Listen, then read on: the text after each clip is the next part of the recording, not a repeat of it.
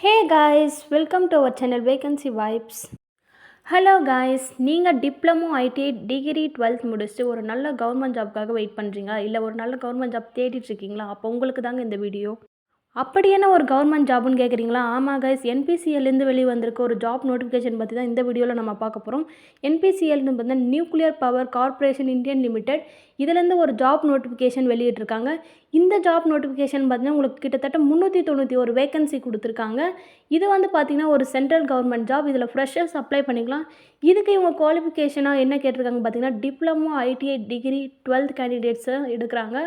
So நீங்களும் apply பண்ணிவிடுங்க 12th diploma ITI முடிச்சிருந்தீங்கன்னா. Guys, இந்த வீடியோவில் இந்த ஜாபுக்கான லாஸ்ட் டேட் என்ன, எலிஜிபிலிட்டி என்ன, செலெக்ஷன் ப்ராசஸ் எப்படி அப்ளை பண்ணுறதுன்னு எல்லாமே இந்த வீடியோவில் ஃபுல்லாக தெளிவாக கொடுத்துருக்கேன்.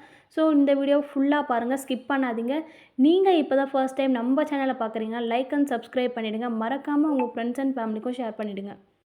இந்த என்பிசிஎல் ரெக்ரூட்மெண்ட்டில் மொத்தமாக 8 போஸ்டிங்காக ரெக்ரூட்மெண்ட் பண்ணுறாங்க. அந்த 8 போஸ்டிங்கில் 1 by 1 பார்க்கலாம். ஃபர்ஸ்ட் பார்த்தீங்கன்னா scientific assistant, second one stipendiary trainee, third stipendiary trainee or technician, fourth assistant grade 1 human resource, fifth பார்த்தீங்கன்னா assistant grade 1 finance and accounts, sixth பார்த்தீங்கன்னா assistant grade 1 contract or material management, seventh one பார்த்தீங்கன்னா nurse and 8th one பார்த்தீங்கன்னா technician. இந்த 8 posting தாங்க கேண்டிடேட்டை select பண்ணி recruitment பண்ணுறாங்க. இந்த 8 போஸ்டிங்குமே பார்த்தீங்கன்னா கேட்டகரி வைஸ் வேகன்சி டீட்டெயில் கொடுத்துருக்காங்க. ஃபர்ஸ்ட் சயின்டிஃபிக் அசிஸ்டன்ட்க்கு எவ்வளோ வேகன்சி இருக்குதுன்னு பார்த்தீங்கன்னா 45 வேகன்சி இருக்குங்க. அதில் எஸ்சிக்கு பார்த்தீங்கன்னா 7 வேகன்சி, எஸ்டிக்கு 3, ஓபிசிக்கு 12, எக்கனாமிக்கலி வீக்கருக்கு 4, அன்ரிசர்வ்டுக்கு 19ன்னு மொத்தமாக 45 வேகன்சி கொடுத்துருக்காங்க. செகண்ட் ஸ்டைஃபண்டரி ட்ரைனிங் பார்த்தீங்கன்னா மொத்தம் 82 வேகன்சி இருக்குது. அந்த 82 வேகன்சியில் எஸ்சிக்கு பார்த்தீங்கன்னா 16 வேகன்சியும், எஸ்டிக்கு 5, ஓபிசிக்கு 19, எக்கனாமிக்கலி வீக்கருக்கு 7, அன்ரிசர்வ்டுக்கு 35, மொத்தம் 82 வேகன்சி இருக்குது. தேர்ட் ஸ்டைஃபண்டரி ட்ரைனியில் வந்து மொத்தம் 226 வேகன்சி இருக்குது. இதில் தான் வேகன்சி அதிகமாக இருக்குது. இதில் எஸ்சிக்கு பார்த்தீங்கன்னா 37, எஸ்டிக்கு 15, ஓபிசிக்கு 63, எக்கனாமிக்கலி வீக்கராக இருக்கணும் 20, அன்ரிசர்வ்டுக்கு 91, மொத்தமாக 226 வேகன்சி இருக்குங்க. ஃபோர்த்து பார்த்தீங்கன்னா அசிஸ்டன்ட் கிரேடு. இதுக்கு மொத்தம் எத்தனை வேகன்சின்னு பார்த்தீங்கன்னா 22 வேகன்சி இருக்குது. அதில் எஸ்சிக்கு 5, எஸ்டிக்கு 1, ஓபிசிக்கு 6, எக்கனாமிக்கலி வீக்கருக்கு 2, அன்ரிசர்வ்டுக்கு 8, மொத்தம் 22 இருக்குது. ஃபிஃப்த்து ஒன் பார்த்தீங்கன்னா அசிஸ்டன்ட் கிரேடு. இதில் வெறும் 4 வேகன்சி தான் இருக்குது. இதில் எஸ்சிக்கு இல்லை, எஸ்டிக்கு 1 தான் கொடுத்துருக்காங்க, ஓபிசிக்கு 1 அண்ட் லாஸ்ட்டாக அன்ரிசர்வ்டுக்கு 2 கொடுத்துருக்காங்க. சிக்ஸ்த்து ஒன் பார்த்தீங்கன்னா அசிஸ்டன்ட் கிரேடு. இதில் 10 வேகன்சி இருக்குது. எஸ்சிக்கு 1, எஸ்டிக்கு 1, ஓபிசிக்கு 3, எக்கனாமிக்கலி வீக்கருக்கு 1, அன்ரிசர்வ்டுக்கு 4 கொடுத்துருக்காங்க. நர்ஸுக்கு பார்த்தீங்கன்னா ஒரே ஒரு வேகன்சி தாங்க இருக்குது. நர்ஸுக்கும் சரி டெக்னீஷியனுக்கும் சரி ஒரு வேகன்சி தான் இருக்குது. ஸோ பார்த்து அப்ளை பண்ணிக்கோங்க. இந்த 8 போஸ்டிங்கான எஜுகேஷனல் குவாலிஃபிகேஷன் அண்ட் எக்ஸ்பீரியன்ஸ் நம்ம 1 by 1 பார்க்கலாம். இந்த ஃபர்ஸ்ட் போஸ்டிங்கான சயின்டிஃபிக் அசிஸ்டன்ட்க்கு பார்த்தீங்கன்னா டிப்ளமோ இன் இன்ஜினியரிங் தான் குவாலிஃபிகேஷனாக கேட்டிருக்காங்க. நீங்கள் இன்ஜினியரிங்கில் டிப்ளமோவில் சிவில், எலக்ட்ரிக்கல், இன்ஸ்ட்ருமெண்டேஷன் அல்ல எலக்ட்ரானிக்ஸ், மெக்கானிக்கல் முடிச்சிருந்தா நீங்கள் இந்த ஜாபுக்கு எலிஜிபிள் தாங்க. இந்த குவாலிஃபிகேஷனில் என்னென்னு மென்ஷன் பண்ணியிருக்காங்க பார்த்தீங்கன்னா நீங்கள் உங்களோட டிகிரியில் 60% ஆஃப் மார்க்ஸ் இருந்தால் போதும், லெஸ் தென் 60% இருக்கணும். செகண்ட் போஸ்டிங்கான ஸ்டைஃபண்டரி ட்ரைனிங்க்கு எஜுகேஷனல் குவாலிஃபிகேஷன் பார்த்தீங்கன்னா இதுக்கும் டிப்ளமோ இன்ஜினியரிங் 60% மார்க்குன்னு கேட்டிருக்காங்க. டிப்ளமோ இன்ஜினியரிங்கில் நீங்கள் எலக்ட்ரிக்கல், மெக்கானிக்கல் இல்லை இன்ஸ்ட்ருமெண்டேஷன், எலக்ட்ரானிக்ஸ் முடிச்சிருந்தா நீங்களும் எலிஜிபிள் தான். ஆர் நீங்கள் BSc physics, mathematics, chemistry, computer science முடிச்சிருந்தீங்க, 60% மார்க் வச்சுருந்தா நீங்களும் இந்த ஜாபுக்கு எலிஜிபிள் தாங்க.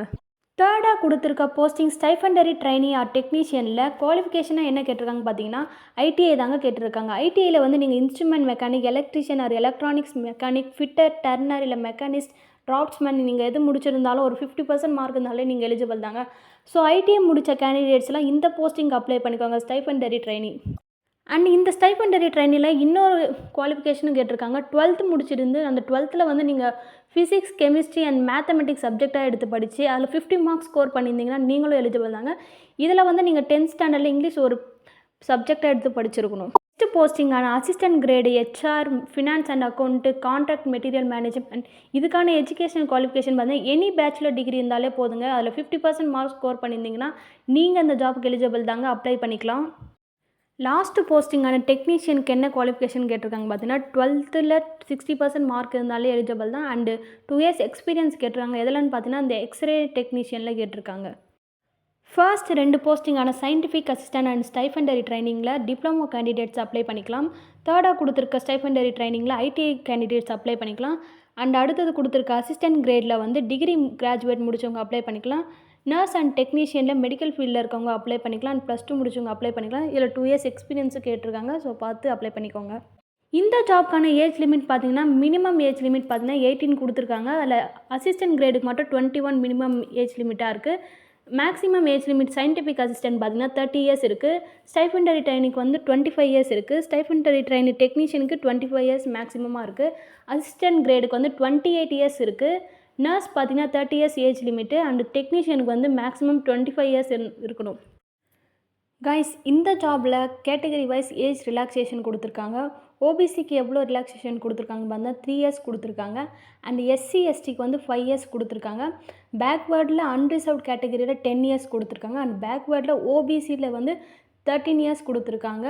பேக்வேர்டில் எஸ்சி எஸ்டிக்கு 15 இயர்ஸ் கொடுத்துருக்காங்க கைஸ். இந்த ஜாபுக்கான சேலரி பே லெவல் எவ்வளோ உங்களுக்கு கொடுத்துருக்காங்கன்னு பார்த்தீங்கன்னா, ஃபர்ஸ்ட் நர்ஸுக்கு எவ்வளோ கொடுத்துருக்காங்கன்னு பார்த்தீங்கன்னா, பேசிக் பேவாக 44,900 ப்ளஸ் அலவன்சஸாக உங்களுக்கு 23,797 மொத்தமாக 68,697 கொடுக்குறாங்க. அண்ட் சயின்டிஃபிக் அசிஸ்டன்ட் பார்த்தீங்கன்னா, பேசிக் பேவாக 35,400 அலவன்ஸ் 18,762 மொத்தமாக 54,162 கொடுக்குறாங்க.